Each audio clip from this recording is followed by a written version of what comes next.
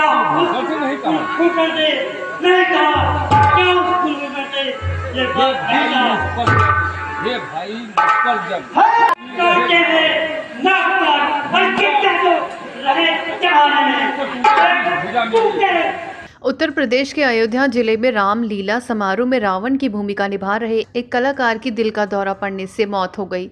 एक दिन पहले फतेहपुर जिले में रामलीला के लंका दहन प्रसंग के दौरान हनुमान की भूमिका निभा रहे 50 वर्षीय एक व्यक्ति की मौत दिल का दौरा पड़ने से हो गई थी। 60 वर्षीय कलाकार पतिराम अयोध्या के अहर गाँव में सीताहरण प्रसंग के दौरान रावण की भूमिका निभा रहे थे। उसी समय उनके सीने में दर्द उठा, उन्होंने अपना सीना पकड़ लिया। इससे पहले कि कोई कुछ समझ पाता वो बेहोश होकर मंच पर गिर पड़े। रामलीला का मंचन तुरंत रोक दिया गया और रामलीला समिति के सदस्यों द्वारा पतिराम को नजदीकी अस्पताल ले जाया गया, लेकिन डॉक्टरों ने उन्हें मृत घोषित कर दिया। डॉक्टरों ने उनकी मौत का कारण कार्डियक अरेस्ट होने की पुष्टि की है। ग्राम प्रधान पुनीत कुमार साहू ने बताया कि पतिराम कई सालों से रावण की भूमिका निभा रहे थे। उनके परिवार में पत्नी देवमती, 2 बेटे और 2 बेटियां हैं, जिनमें से एक की शादी हो चुकी है। इससे पहले इसी तरह की एक घटना में फतेहपुर जिले के सलेमपुर गांव में रामलीला के दौरान नकली पूंछ में आग लगने के बाद हनुमान की भूमिका निभा रहे 50 वर्षीय राम स्वरूप को दिल का दौरा पड़ा था और तुरंत मौत हो गई थी। घटना का वीडियो भी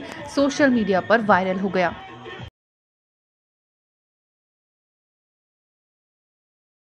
प्रवर्तन निदेशालय यानी ईडी ने सोमवार को कहा कि उन्होंने हाल ही में बेंगलुरु में चीनी लिंक वाली 12 संस्थाओं पर तलाशी अभियान चलाया और लगभग 5.85 करोड़ रुपए जब्त किए। ये कंपनियां चाइनीज ऐप कीप शेयर के जरिए पार्ट टाइम नौकरी दिलाने और उनसे पैसे वसूलने के बहाने मासूम युवकों को ठग रही थी। इस प्रकार एकत्र किए गए धन का उपयोग क्रिप्टो मुद्राओं को खरीदने के लिए किया गया था। ईडी ने दक्षिण सीएन पुलिस स्टेशन बेंगलुरु शहर में पार्ट टाइम नौकरी धोखाधड़ी से संबंधित एक मामले में दर्ज प्राथमिकी के आधार पर मनी लॉन्ड्रिंग जांच शुरू की। ईडी को जांच में पता चला कि कुछ चीनी लोगों ने कीप शेयर नामक मोबाइल ऐप के जरिए भोले भाले लोगों, ज्यादातर युवाओं को धोखा दिया था, जिसने उन्हें पार्ट टाइम नौकरी देने का वादा कर उनसे पैसे एकत्र किए थे। इन चीनी व्यक्तियों ने भारत में कंपनियों का गठन किया और कई भारतीयों को निदेशक, अनुवादक, मानव संसाधन प्रबंधक और टेलीकॉलर के रूप में भर्ती कराया। उन्होंने भारतीय व्यक्तियों के दस्तावेज प्राप्त किए और उनके दस्तावेजों का उपयोग करके बैंक खाते खोले। मामले में जानकारी देते हुए अधिकारी ने बताया कि इस ऐप के जरिए निवेश के नाम पर जनता से भी पैसा इकट्ठा किया। युवाओं को मशहूर हस्तियों के वीडियो पसंद करने और उन्हें सोशल मीडिया पर अपलोड करने का काम दिया गया था। जब टास्क पूरा हो जाता था तो वे प्रति वीडियो 20 रुपए का भुगतान करते थे, जिसे कीप शेयर वॉलेट में जमा किया जाना था।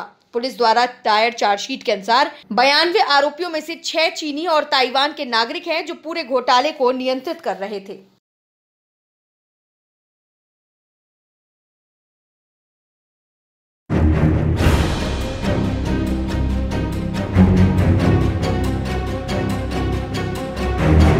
उत्तर प्रदेश के फतेहपुर में रामलीला में हनुमान की भूमिका निभा रहे एक शख्स की मौत हो गई है, जिसका वीडियो भी सामने आया है। दरअसल जब व्यक्ति रामलीला में हनुमान की भूमिका निभा रहा था, तभी अचानक वह मंच से गिर गया और उसकी मौत हो गई। दरअसल यह घटना फतेहपुर जिले के धाता थाना क्षेत्र के सलेमपुर गांव की है।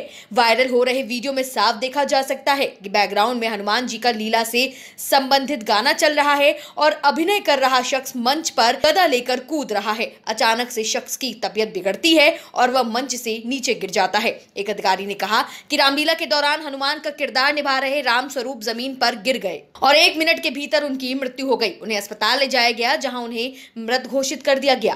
बता दें कि पिछले दिनों ऐसी कई घटनाएं सामने आई हैं, जब स्टेज पर नृत्य कर रहे शख्स की हार्ट अटैक से अचानक मौत हो गई है। ऐसा ही जम्मू का एक वीडियो वायरल हुआ है, जिसमें जागरण में पार्वती की भूमिका निभा रहे एक युवक कलाकार ने स्टेज पर दम तोड़ दिया था।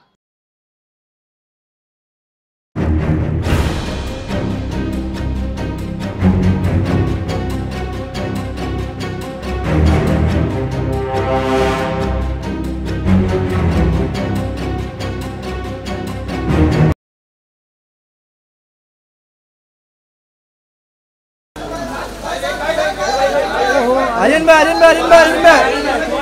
सोना ma'am wait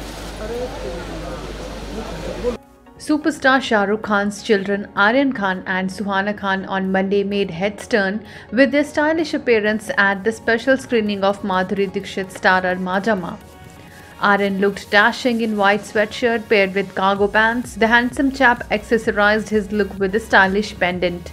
On the other hand, Suhana, who is all set to make her big Bollywood debut with Zoya Akhtar's The Archies, amped up her fashion game in black checkered crop top paired with bootcut jeans. Suhana kept her hair open and opted for a subtle makeup. Apart from Khan's siblings, the celebs who marked their presence at the special screening included Madhuri Dixit, Gajraj Rao, Barkha Singh, Shrishti Srivastav, Ritvik Bhaumik, Karan Johar, Kabir Khan, Minnie Mathur, Kunal Khemu, Ananya Pandey, among others.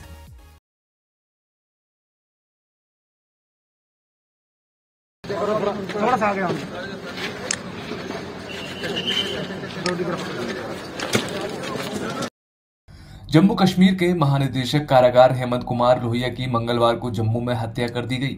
Police ने ये जानकारी दी है। Police सूत्रों ने कहा कि वरिष्ठ IPC अधिकारी का गला कटा हुआ शव कथित तौर पर जम्मू शहर में उनके आवास पर पाया गया। सूत्रों ने कहा कि शीर्ष अधिकारी का नौकर फरार है। 57 वर्षीय 1952 बैच के आईपीसी अधिकारी जम्मू के बाहरी इलाके स्थित अपने उदयवाला आवास पर मृत पाए गए। उनका गला रेता हुआ था और शरीर पर जलने के निशान भी थे। पुलिस को आशंका है कि गला रेतने के बाद डीजी का शव जलाने का प्रयास किया गया होगा। वहीं जम्मू जोन के एडीजीपी मुकेश सिंह ने कहा कि घटना के बाद से उनका नौकर फरार है और उसे तलाशने का अभियान शुरू हो चुका है। नौकर की पहचान यासीर के रूप में हुई है, जो जम्मू कश्मीर के रामबन जिले से ताल्लुक रखता है। मुकेश सिंह ने कहा कि घटनास्थल की प्रारंभिक जांच से संकेत मिलता है कि लोहिया ने अपने पैर में कुछ तेल लगाया होगा, जिससे कुछ सूजन दिखाई दे रही थी। साथ ही उन्होंने कहा कि हत्यारे ने पहले लोहिया का गला घोटकर मौत के घाट उतारा, फिर उसके गले को रेतने के लिए केचप की टूटी हुई बोतल का इस्तेमाल किया था और बाद में शव को जलाने की कोशिश की गई।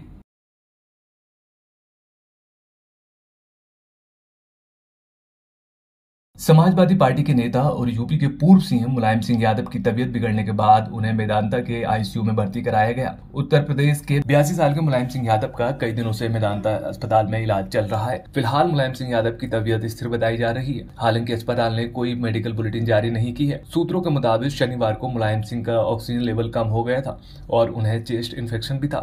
सीनियर डॉक्टर्स की देखरेख में उनका इलाज चल रहा है और उनकी हालत फिलहाल स्थिर बनी है। रिपोर्ट्स के मुताबिक पिता मुलायम सिंह के आईसीयू में शिफ्ट होने के बाद उनके बेटे अखिलेश यादव, बहू डिंपल यादव मेदांता अस्पताल पहुंचे। गौरतलब है कि इससे पहले मुलायम सिंह की पत्नी साधना गुप्ता का इसी साल जुलाई में निधन हो गया था। बता दें कि फेफड़ों में संक्रमण के चलते उनका गुरुग्राम के एक निजी अस्पताल में इलाज के बाद निधन हुआ था। साधना मुलायम सिंह यादव की दूसरी पत्नी थी। उनकी पहली पत्नी मालती देवी का 2003 में निधन हो गया था। मालती देवी अखिलेश यादव की मां थी। वहीं पीएम मोदी ने अखिलेश यादव को फोन कर मुलायम सिंह यादव के स्वास्थ्य की जानकारी ली। साथ ही सीएम योगी, राजनाथ सिंह, केशव प्रसाद मौर्य, राहुल गांधी और प्रियंका गांधी ने भी मुलायम सिंह यादव का हालचाल पूछा।